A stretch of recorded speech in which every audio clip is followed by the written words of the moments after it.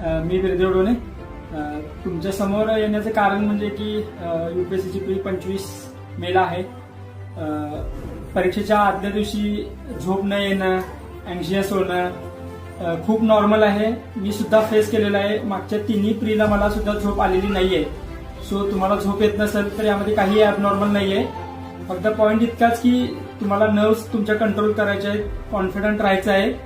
फक्त एवढं सांगायचं की डिफिकल्ट क्वेश्चन्स पेपरमध्ये येणार आहेत, बाउन्सर्स नक्कीच येणार आहेत, पण डिफिकल्ट क्वेश्चन्स कधीच एक्झामचे कट ऑफ ठरवणार नाहीत. सिम्पल क्वेश्चन्सच असणार आहेत जे कट ऑफ ठरवणार आहेत. सो तुम्हाला ते सिम्पल क्वेश्चनमध्ये सिली मिस्टेक्स करायचे नाहीयेत.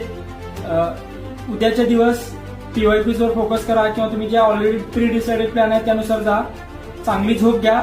झोप आली चांगला आहे, झोप नाही आली तरीही चांगला आहे. फक्त कॉन्फिडंट राहा आणि ऑल द बेस्ट. खूप खूप खूप शुभेच्छा तुम्हाला रविवारच्या एक्झामसाठी.